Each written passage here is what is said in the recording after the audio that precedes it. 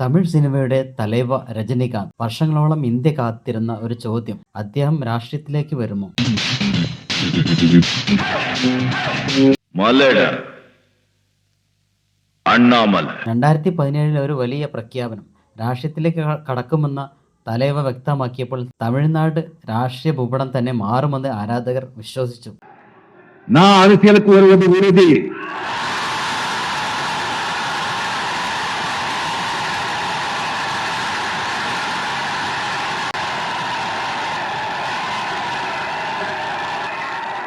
இது காலத்தின் கட்டாயம்.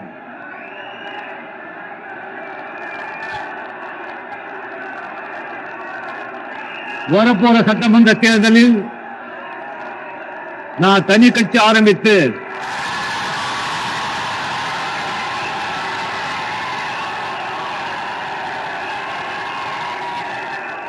தமிழ்நாடு முழுவதும் 234 தொகுதிகளிலும் സ്പിരിച്വൽ പൊളിറ്റിക്സ്, അഴിമതിയില്ലാത്ത പുതിയൊരു രാഷ്ട്രീയ സംസ്കാരം, ഇതായിരുന്നു അദ്ദേഹത്തിൻ്റെ സ്വപ്നം. പക്ഷേ 2020 എല്ലാം മാറി. ഒരുപക്ഷെ ആരും പ്രതീക്ഷിക്കാത്ത വിധത്തിൽ രജനികാന്ത് പ്രഖ്യാപിച്ചു, താൻ രാഷ്ട്രീയ പാർട്ടി ആരംഭിക്കില്ല. എന്തുകൊണ്ട് ഈ പിന്മാറ്റം? ആദ്യ കാരണം ആരോഗ്യ പ്രശ്നങ്ങൾ. കിഡ്നി ട്രാൻസ്പ്ലാന്റേഷന് ശേഷം ശരീരത്തിൻ്റെ പ്രതിരോധശേഷി കുറവായിരുന്നു. ഡോക്ടർമാർ കർശനമായി മുന്നറിയിപ്പ് നൽകി.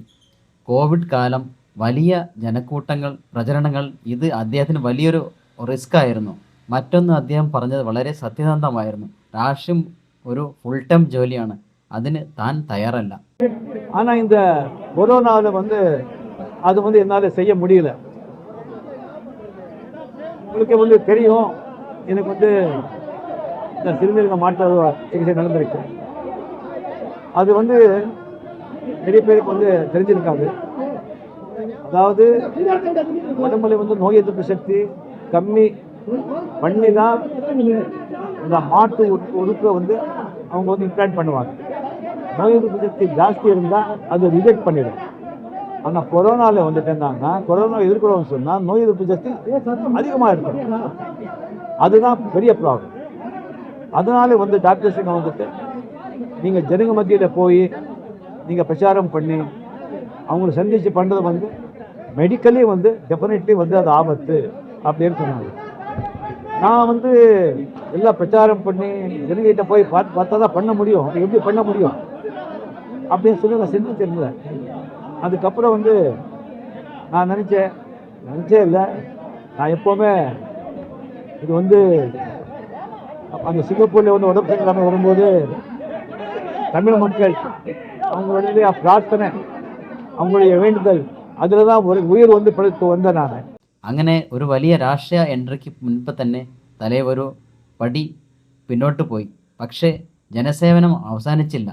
രാഷ്ട്രീയത്തിലേക്ക് കടക്കാതെ തന്നെ സാമൂഹ്യ പ്രവർത്തനങ്ങളിലൂടെ ജനങ്ങളുടെ മനസ്സിൽ അദ്ദേഹം ഇന്നും ഒരു നേതാവാണ്. ഇത് ഒരു പിന്മാറ്റമോ അല്ലെങ്കിൽ ഒരു ബുദ്ധിപരമായ തീരുമാനമോ ആണോ?